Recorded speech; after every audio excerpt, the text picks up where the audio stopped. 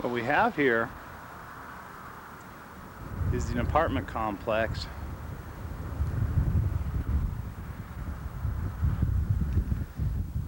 that begins our interesting and rather disturbing tale regarding the Ravalli County Justice System's mishandling and abuse of Vicki Keith and her case. We're approaching now Vicki Keith's residence or ex-residence here on May 7th is where Vicki woke up one morning.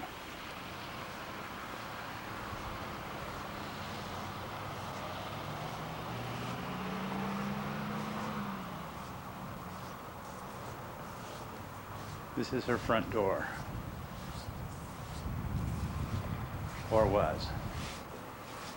As you can see, Unit 102 has several indentations upon the door itself. There's a good reason for this. One day, approximately a month prior to May 7th, perhaps a little longer than that, an incident occurred here on these steps and on this sidewalk in front of this unit. Vicki Keith's ex-husband, Randall Keith, pulled up right there where that car is parked, right across from the nursing home here, to pick up their mutual children. Being how they are having a divorce, and it wasn't exactly a pleasant one, there of course was some strife involved. Well, Vicki's ex-husband Randy brought his new wife, and Vicki and his new wife, Randall's new wife, got into a little tiff. Well, and then, I'll let someone who was there at the time and witnessed the whole thing from within feet explain it a little. Wolde. I'm a longtime friend of Vicki Keith. I'd like to tell you about an incident last March the 25th, 1998, that I witnessed regarding Vicki, her ex-husband, and his new wife, Corey. We had just returned about 6:05 p.m. in the late afternoon from a trip to the river with Vicki's youngest daughter, Trishelle. She was due to be picked up at 6 o'clock by her father, Randy Keith. We had hurried back, but we were delayed by some road construction down near the river there and on some adjacent roads. We had parked in the back of the complex here. As we were walking up up the sidewalk here, we noticed Randy Keith and his new wife Corey parked right along the curb here, standing outside the curb. As we approached them here to turn to go to Vicki's apartment, they proceeded to confront her, very provoking in a way, a violent way, and were threatening to not let her see her children anymore because she was 5 minutes late. And an argument ensued between Vicki and Corey and Randy. Corey proceeded to push Vicki and knock her to the ground right in this area here. And Vicki, defending herself, fought back. Randy he got involved. He violently pulled Vicki along the ground here with her arm, just dragged her across the grass here, over in this direction here on the sidewalk. Excuse me. I got him to release her. Vicki was still arguing with Corey at the time. Randy then proceeded to come up to Vicki and strike her on the right side of her head, knocking her to the ground again. At this time, the police showed up, and a report was filed. We got numerous witnesses who also live in the apartment to give their statements.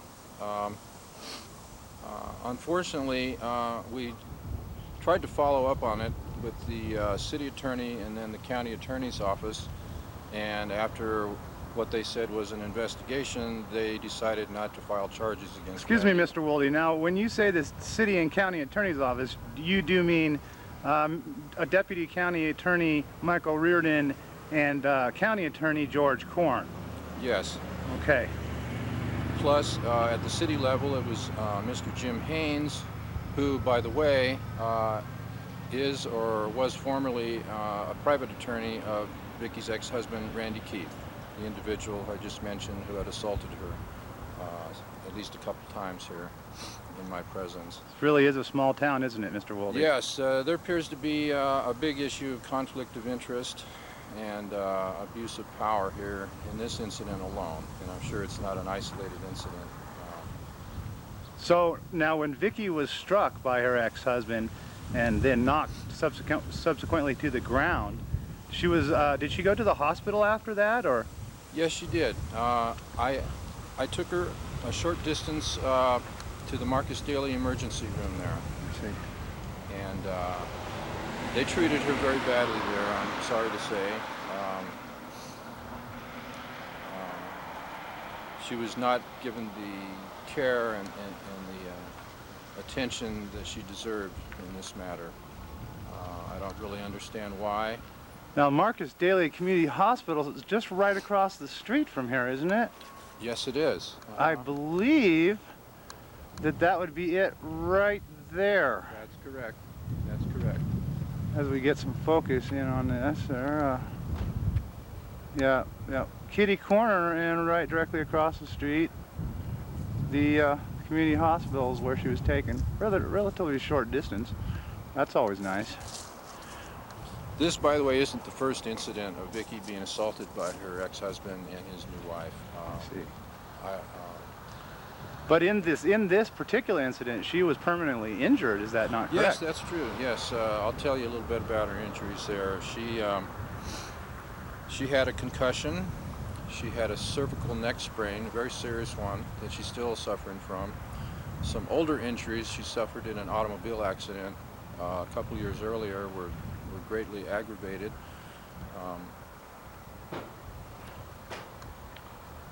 And like I said, this wasn't the first time. Several years earlier, a similar incident occurred inside her own home where she was living at the time, nearby here, where they actually assaulted her within her own home. And there again, the law enforcement and county attorney's office decided that no charges would be filed. They would have to charge both parties with disorderly conduct or whatever. And this is not fair. This is Well, this just sounds like another example of some sort of insider type of action that the Ravalli County seems to be famous for. that's what it appears to me. My next question for you, Mr. Wolde, is those dents that are on that metal door that we pictured just earlier. Now, who were those caused by? I'm glad you asked that. That was caused from another incident of which I wasn't present for, but Vicki told me that. Now, was there a police report in this matter? Yes, there was. I see. 911 was called. In Okay. fact, Vicki related to me how her ex-husband had appeared at the door there to pick the kids up earlier than the mutually agreed upon 6 p.m. time. Vicki had not been informed of this prior, and she had the privilege and the right to have custody of her children until it's the 6 o'clock time. When her ex-husband showed up and ordered them to come with him at this earlier time, I believe it might have been 3 or 4 in the afternoon, Vicki refused and closed the door. And then seconds later, her ex-husband in a violent rage, started kicking the door and pounding it. And if you look at the door, you can see the evidence of that with the numerous dents and markings on the door. Now, it would seem from looking at those dents, let's look at those dents again. And here we are at Unit 102, the front door again. As you can see, there are multiple dents. Rather sizable dents considering this is a metal door. Gee, I wonder what he was using. Logic Canyon.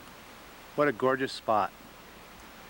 Well, that day, Vicki and two friends, one of them being Richard Boldy, decided to take Vicki out for a drive out into the country and do something that would be relaxing, enjoyable, and mostly just to take some of the stress and some of the pain off of Vicki of that day. Earlier that day, she had called her doctor numerous times in order to get some sort of relief from the anxiety and the pain that she was experiencing. Right in here, although of course it was May, it was nice and sunny, a very beautiful spot even now, Vicki decided to lay herself down on a blanket, catch a couple of rays, try to relax. Very relaxing spot. Well, in the meantime, Richard and her friend, which happened to be me, Dean Yates, decided to take a little hike while she laid out in the sun and relaxed. At the time, there was nobody else here. So off down the road we go, leaving Vicki behind with some sodas, on her blanket, comfortable, seemingly pretty happy, not nearly as stressed out as you, well, not nearly as stressed out as she was earlier that day. On up this road we walk, up around this corner is a beautiful spot or trailhead to begin a nice little hike next to the creek here. As far as we know it, everything was fine with Vicki. There wasn't anybody here, and it's a beautiful day, seemingly safe spot. Beautiful river, isn't it? To the other side. Just gorgeous. Just gorgeous. It was a nice sunny day that day. And up to the trailhead we went. Here's the trailhead. And we walked up the trailhead. And beautiful walk, I must say. You can even see Logic Canyon better from as you go up, and the walls are more distinct, and it's just tremendously a beautiful scene. Well, when we were done, we walked back, expecting to see Vicki there. Back up the road, we noticed that Vicki's car was gone. This is kind of a surprise, as you can imagine.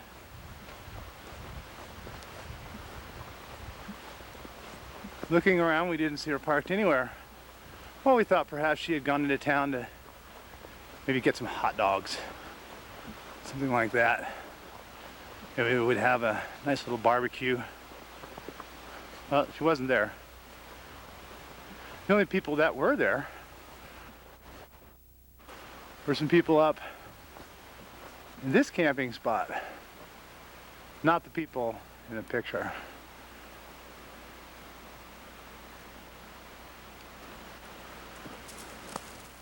In their old truck was 3 ruffian-looking young men in their 20s to late 20s.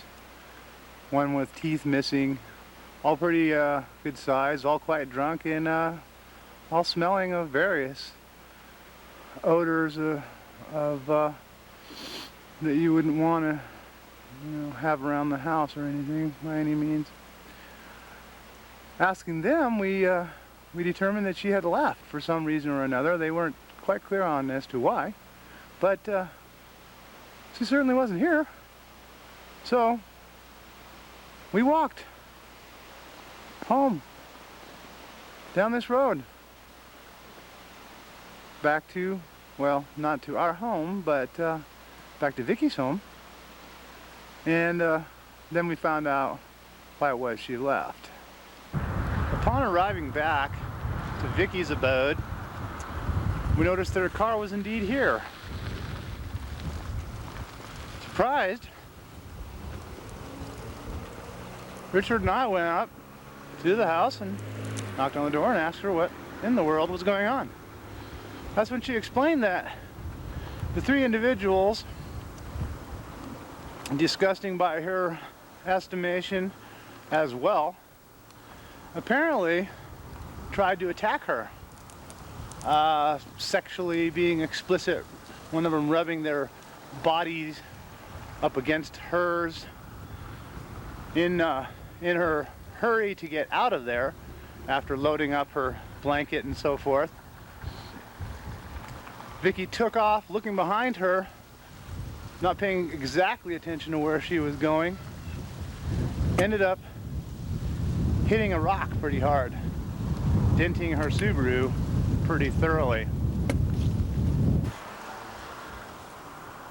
Having talked to Vicky about the incident of these individuals trying to harm her and scaring her, we understood why she went home and was afraid to go back up there. An interesting little tidbit of information while we're here is the apartment that I'm looking at right now. The doors behind the barrier there happens to be the home of the woman who was attacked by two little children approximately 2 years ago, maybe 3, where it was a rather famous thing. It was in the news all over and in the newspaper where these two children, 4 and 5 years old, dumped cleaning chemicals and various nasty things upon her, this woman being disabled in a wheelchair. One of the grandchildren, or one of the children, just happened to be Judge Nancy Sable's grandchild. Vicky, who lived in this apartment here, of course, was one of the people who helped the old woman after she had been injured, helped to file the police report, helped to be a witness, etc. I'm sure Judge Nancy Sable was not at all thrilled to have that kind of media exposure, being how she is a judge and all, and wouldn't look really good, you know, in the family home movies. We're having dinner on May the 7th. Vicky, still being stressed out and in a lot of pain, although having taken several Valiums that were prescribed to her by her psychiatrist for anxiety. We all decided that, well, Vicky and I decided that we'd go down and blow off a little steam at the local bar, Rainbow Bar. This is it here, Rainbow Bar, Hamilton, Montana. Rather popular place, where we did a little drinking, we did a little dancing. She seemed to be a little less stressed out at that point, but she was starting to get a little smashed, probably the combination of the Valiums and the alcohol. Or the Rainbow Bar. This is where Vicky and I left, and Richard left from. We walked out this door and down this alley to where she was parked. Where we were parked, because she wasn't driving. Vicky was being loud, boisterous, carrying on, obviously not completely coherent. As we approached the car, which is across the street from where I am now, you'll notice we have several signs that say private parking. Well, these signs do in fact move and will fall down. The reason I mention this is because as we continued down the sidewalk, helping Vicky, supporting her physically because she was stumbling and not able to really walk or have any idea where she was actually at the time, which is not a good plan in any case, she started pushing down signs. Well, she pushed down nearly every one of them. We were parked over there where that white silver minivan is sitting now. By the time we got over to that car, every single one of these signs have been tipped over by Vicky. This is where she usually parks her car, right back here in the parking space. Now, this window right here is a very interesting window. The reason being that this window had three 357 shells shot through it. As you can see, the lower part of the middle frame has a little chip from it. That's from one of the rounds as it exited the apartment. We'll get a good close-up of that. As you can see, the round was coming out not flat, but at an almost upward angle. The other three shots came from above, or when they hit the window, hit the upper pane, and then of course shattered it. Actually didn't shatter it, but left three distinct holes. At the time, this lower screen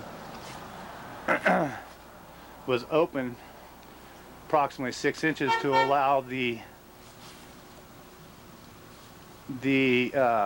exhaust from her dryer to exhaust itself out of the window. Vicky at the time, by her admission, by witnesses' admissions, and by the court transcripts, was sitting on the floor across the room and firing at an upward angle. Of course, if you look behind us, this is the direction she was firing in. Upward, of course. Now, there were never any rounds found, any holes found, nobody was injured, etc., etc. But she was charged with a felony criminal endangerment. Kind of a stiff penalty.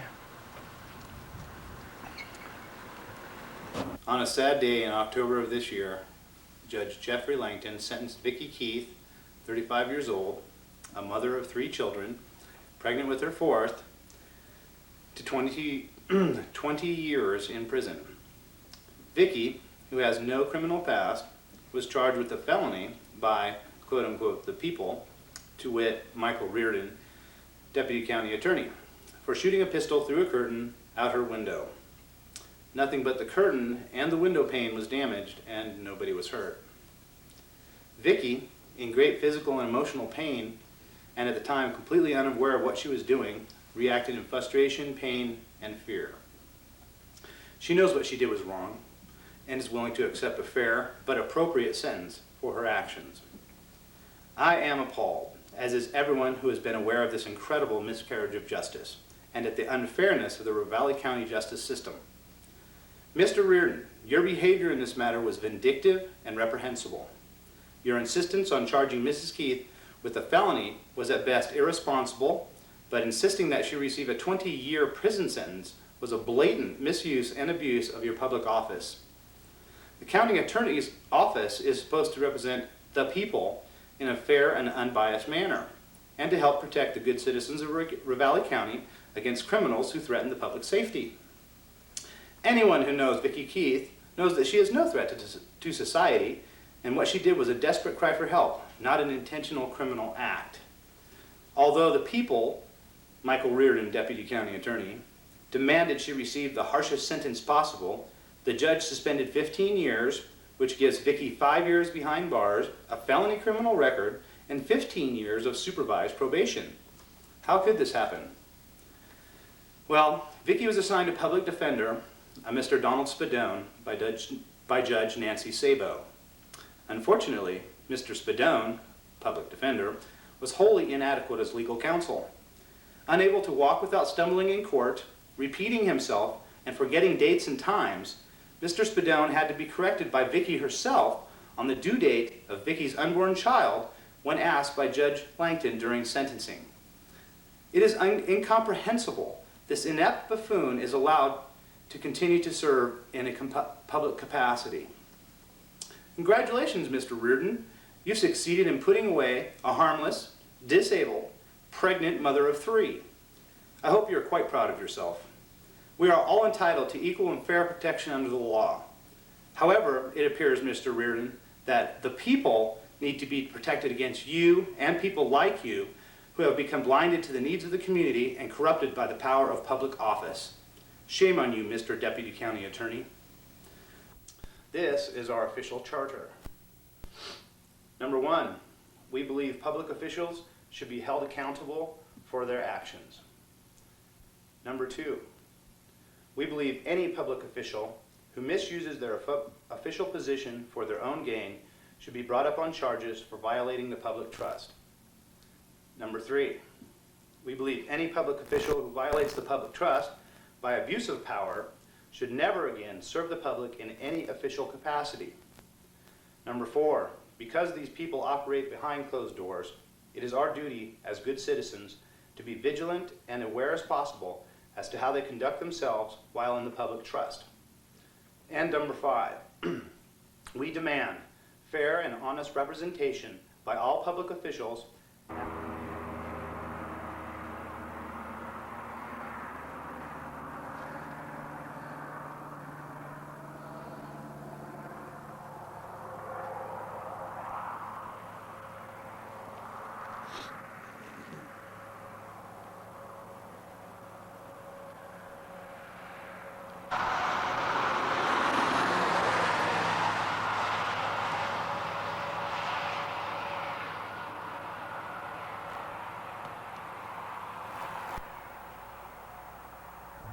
Welcome to the beautiful Bitterroot Valley. I'm standing next to Highway 93 right now, taking in a view of the local peaks.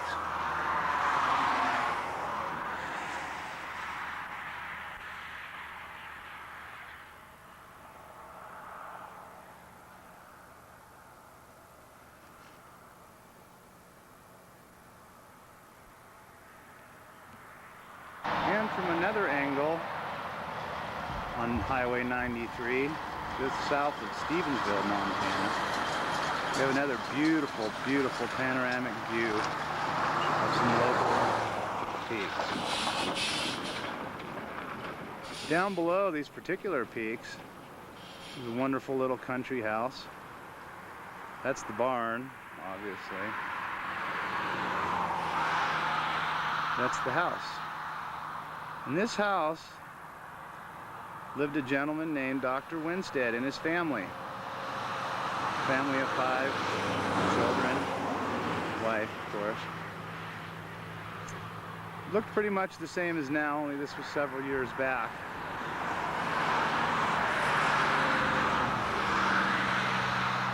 This little house has quite a little history in Ravalli County. This used to be where Jay Prince would bring his family to visit with the Winsteads. Jay Prince, of course, is the ex-sheriff of Ravalli County. Very famous man, well known by his stand on gun rights.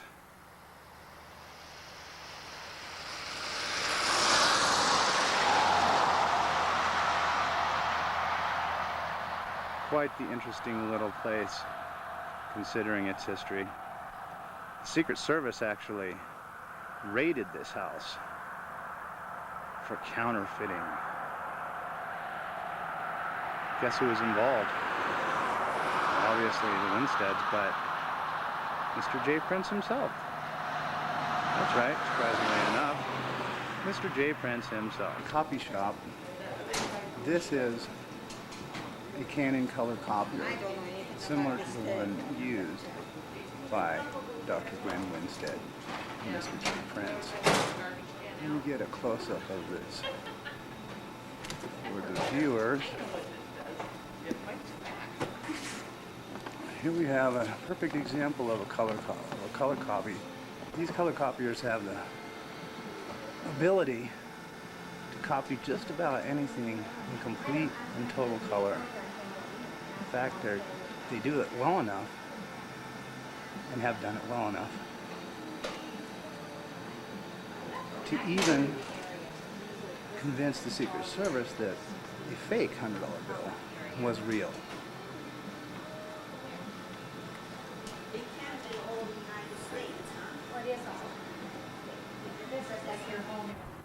The next 3 years after Dr. Winstead was convicted of counterfeiting was spent here in Missoula County, Missoula City.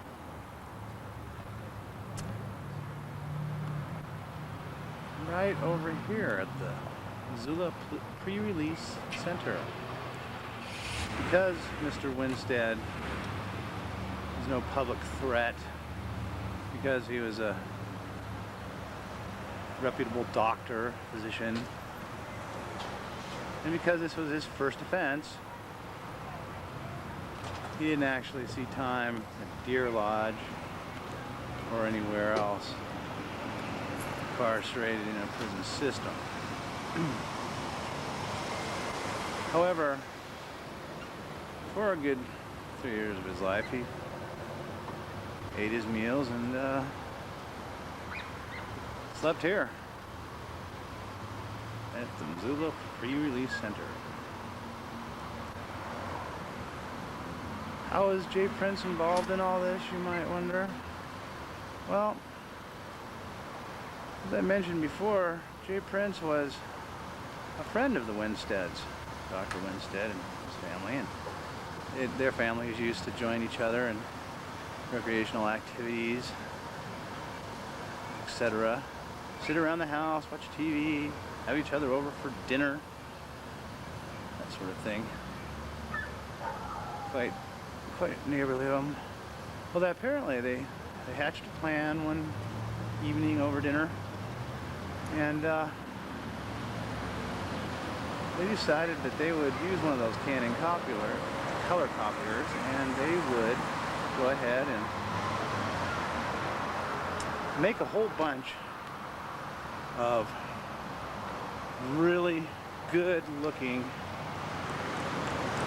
fake counterfeit $100 bills. Somewhere in the process, Mr. J. Prince decided he'd better call the Secret Service and do his civic duty, perhaps. Well, in doing his civic duty, the Secret Service must have been quite pleased with Mr. Prince, because it was soon after that he was hired on in Ravalli County as a deputy sheriff. It wasn't too long after that he was elected somehow to public office as the sheriff of Ravalli County. Now we all know that money wins elections, and I'm sure money won this one. Money that most likely was federally gained somehow through some probably inappropriate means. Who knows the laws on the subject. However, he profited well from turning his friend in, becoming quite a little snitch. Heck, that's better than the witness protection program now protect you than make you the sheriff. Thank you very much.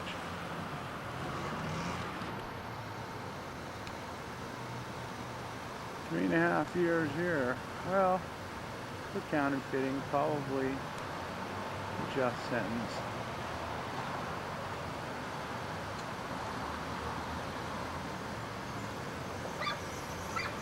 But wouldn't you call that a heck of a way to get a job?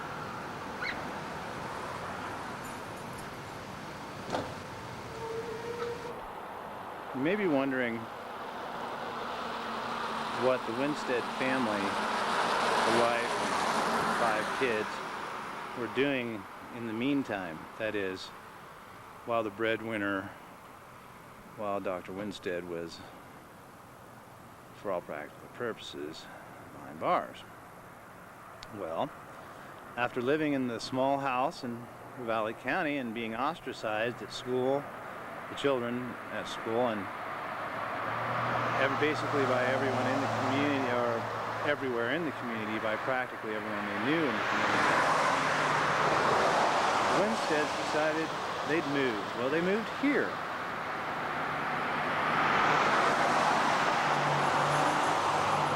This is Missoula County.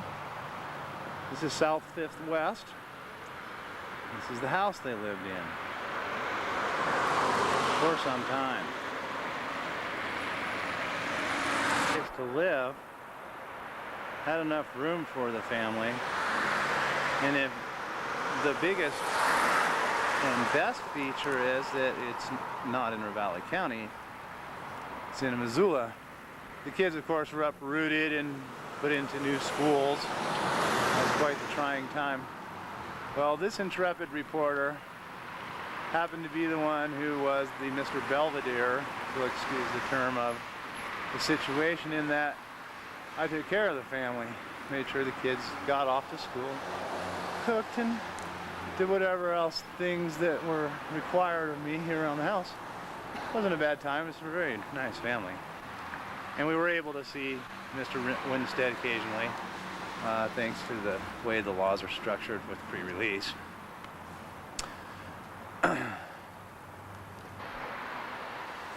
I'm Dean Yates. I'm the one that's been behind the camera to this point. This is the house that I lived in, and I took care of the family, the Winsteads.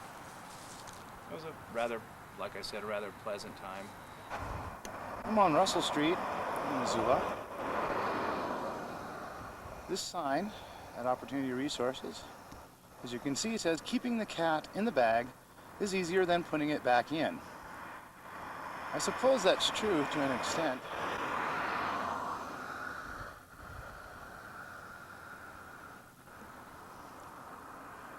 You know, another saying that seems to be rather popular in our culture is, curiosity kills the cat. Of course, a cat has 9 lives, but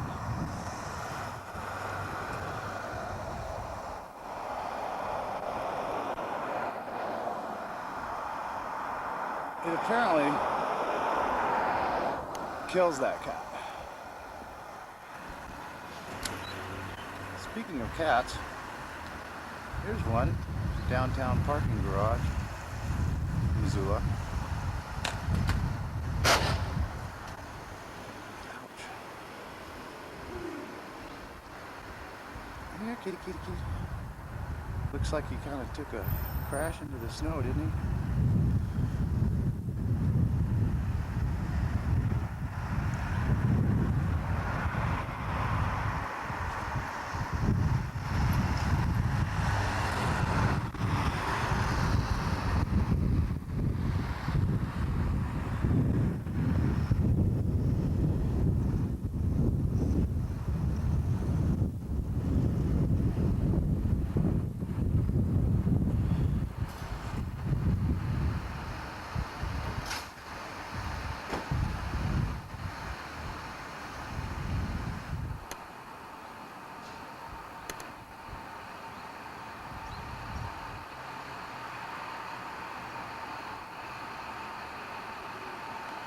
This must be what happens to a cat when it's let out of the bag.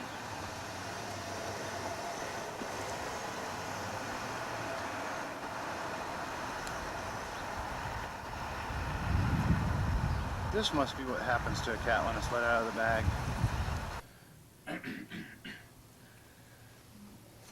Following up on the Vicki Keith case, it has been over 2 years since Vicki's trial and subsequent incarceration in the Montana State Women's Prison in Billings, Montana. Vicki spent 1.5 years behind bars, and as it turns out, because she was pregnant when she went in, she had her baby, a boy, while there. Vicki and the baby's father and the child are doing well. She will be on parole for another 3 years, then on probation for 15 years after that.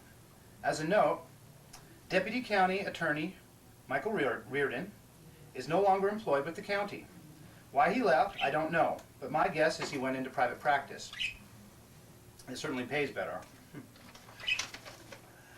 Also, I must say, in all fairness to Mr. Reardon, whom I personally like as an individual, in all my contacts with Mr. Reardon, he always acted professional and polite, and after talking to several people involved with him in the past, the word is he's a competent attorney and generally a very decent person overall.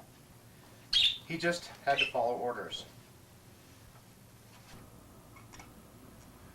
Well, dear viewers, that wraps up the Vicki Keith case. It just kind of shows what small town politics is like and can do. People in power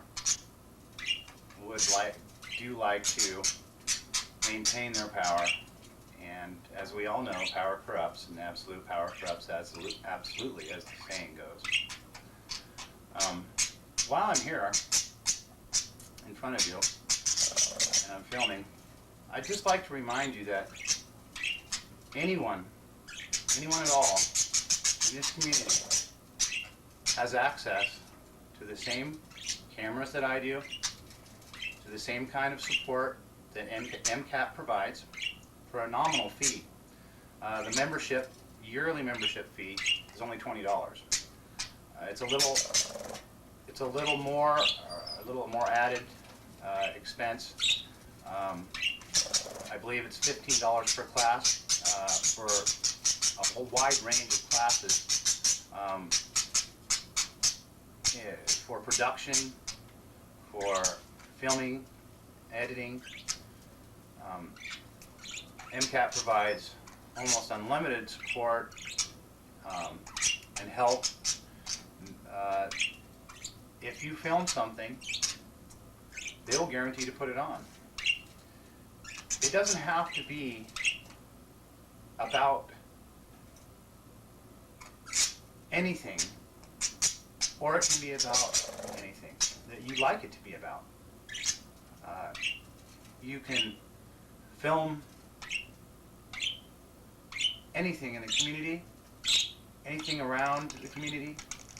You can make films and produce films about any subject.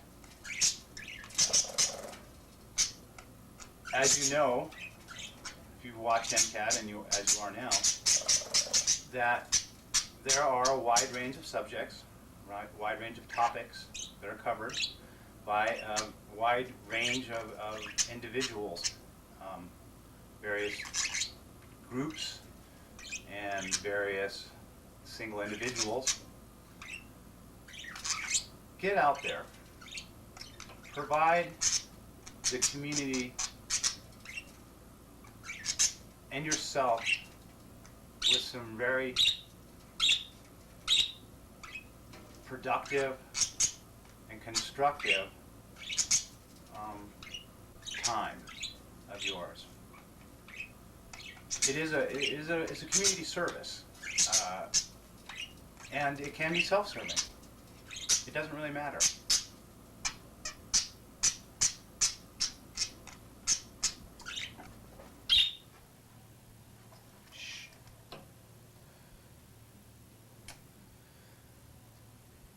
As you can see, my main focus of attention is on local government, on law enforcement and the justice system. I like to pick on anyone that serves in a public capacity that I see misusing or abusing their power, that are using their position and the taxpayers' money in an inappropriate manner. If you have some subject matter, those of you who are watching, that you'd like me to cover, please feel free to get a hold of me. And we can probably work something out to where I can do a little spot on television. Maybe you could assist me with it. Whatever works. You can get a hold of me by calling MCAT. And you can get my phone number that way, and you can leave a message for me. And I very much welcome anyone to call and to get a hold of me if they have a subject that kind of goes along with what I do, and that is sort of exposés on and towards public officials. I obviously feel that if you are in a public service capacity, that you should act professionally, and you should use your position in the taxpayers' money to appropriate means. Thank you for viewing, and I hope to continue my subject matter. I hope to continue the work that I've been doing. This is a hobby for me. You know, I work regular job to make money, but this is something I like to do. So please get a hold of me. If you have any comments, I don't even care if they're negative. Give me a call, leave a message, write a letter, send it to MCAT, downtown Missoula. You know, it's right there, off of Spruce and Higgins. And let's talk. Thanks.